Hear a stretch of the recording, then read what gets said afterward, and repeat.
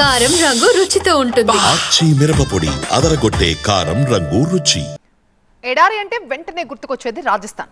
దక్షిణ భారతదేశంలో అనంతపురం జిల్లా రాయదుర్గంలో ఎడారి ఉంది. ఎస్, ఇది నిజమే. దాదాపు 20,000కు పైగా ఎకరాల్లో ఎడారి విస్తరించింది. ఈ ఎడారి ఎలా ఏర్పడింది? అక్కడ ప్రజలు, రైతుల పాట్లపై టీవీ9 అందిస్తోన్న స్పెషల్ రిపోర్ట్ ఇది.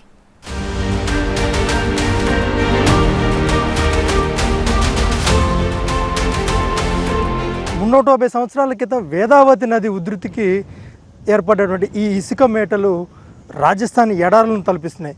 దాదాపు 12 గ్రామాల్లో ఏర్పడేటువంటి ఈ ఇసుక మేటల్లో 20,000 ఎకరాల పైచిలకు వరకు కూడా వాళ్ళ మొత్తం భూములన్నీ కూడా ఇసుకమయమైపోయిన పరిస్థితి. రైతులు తీవ్ర ఇబ్బందులు పడుతున్నారు. రాయదుర్గం నియోజకవర్గంలోని బొమ్మనహల్, కనేకల్ మండలాల్లో ఏర్పడ్డ ఇసుక మేటలు ఎడారిని తలపిస్తున్నాయి. 12 గ్రామాల్లో ఈ ఇసుక మేటలు విస్తరించున్నాయి.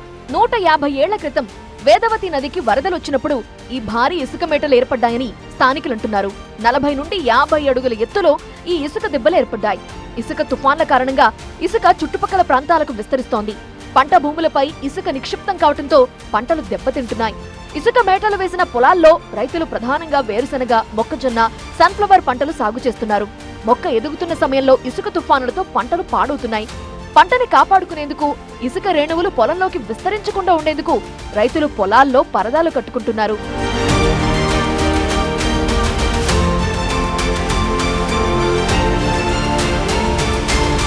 ఈ ఇసుక మేటల పుణ్యమా అని ఈ ప్రాంతం షూటింగ్ స్పాట్ గా మారిపోయింది.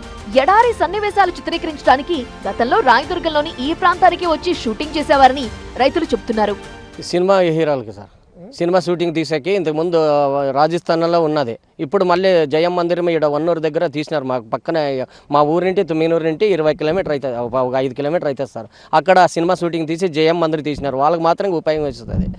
గతంలో టీడీపీ ప్రభుత్వం ఇసుక తొలగింపుకు ట్రాక్టర్ కి 250 రూపాయలు ఇవ్వడంతో రైతులు కొంతమేర ఇసుకని తరలించారు. ఇసుక కారణంగా గ్రామీణులు, వాహనదారులు ఇబ్బందులు పడుతున్నారు. ఈదురుగాలులకు వాహనదారుల కళ్లల్లో ఇసుక పడుతుండటంతో ఇబ్బందులు పడుతున్నారు. ఈ ప్రాంతం దగ్గరలో ఉన్న 12 గ్రామాల జనాల ఇళ్లలోకి ఇసుక చేరిపోతోంది. రాయదుర్గం ఎమ్మెల్యే ప్రభుత్వ విప్ కాల్వ శ్రీనివాసులు ఈ సమస్యపై ముఖ్యమంత్రికి వివరించారు. ఎడారీకరణపై రాజస్థాన్ ఏ విధంగా ఎదుర్కొంటోంది, అక్కడ అనుసరిస్తున్న నియంత్రణ విధానంపై అధ్యయనం చేయడానికి అధికారుల బృందాన్ని రాజస్థాన్కు పంపించింది కూటమి ప్రభుత్వం. వేదవతి హగరి నది తన దిశను మార్చుకొని గాలి వేగానికి మొత్తం ఇసుకంతా కూడా పంట పొలాలను కమ్మేసింది. అట్లాగే ఇసుక మేటలు, ఇసుక దిబ్బలతో దాదాపు 20,000 ఎకరాలు నిండిపోయింది. కొన్ని దశాబ్దాల కాలంగా ఇది జరుగుతూ వస్తూ ఉంది. ఎక్కడైతే మొత్తం ఇసుక దిబ్బలుగా, ఇసుక మేటలుగా తయారైపోయిన 20,000 ఎకరాల్లో అక్కడ ఎడారిలో పండే పంటలు లేదా ఇసుకలో పండే మొక్కలు ఏమేమి ఉన్నాయి అనేది అధ్యయనం చేసి వాళ్ళందరికీ కూడా అవి సబ్సిడీ ధరలతో అందించడము, తర్వాత వాళ్ళకు సాగునీటి సౌకర్యం కల్పించడము, ఆ రైతులందరినీ ఆదుకునే విధంగా ఒక కార్యక్రమాన్ని రూపకల్పన చేయబోతా ఉన్నాం.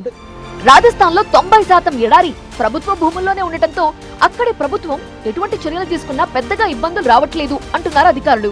కానీ రాయదుర్గం నియోజకవర్గంలో 90% ఇసుక మేటలు ప్రైవేటు వ్యక్తులు, రైతుల పంట పొలాల్లో ఏర్పడటంతో ఎడారి విస్తరణ నియంత్రణ చర్యలకు విఘాతం ఏర్పడుతోందంటున్నారు అధికారులు.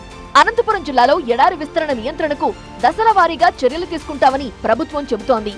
ప్రస్తుతం నేను విజువల్స్లో చూపిస్తున్నట్లుగా ఈ పచ్చని పంట పొలాలన్నీ కూడా రాబోయే రోజుల్లో పూర్తిగా ఎడారిగా మారిపోబోతున్నాయి. ఇప్పటికే చాలా ఎకరాలు, కొన్ని వేల ఎకరాల్లో ఇసుక మేటలు పేరుకుపోవడంతో రైతులు తీవ్ర ఇబ్బందులు పడుతున్నారు. ఒక్కసారి విజువల్స్లో మీకు 2 వర్షన్లు చూపిస్తాను నేను.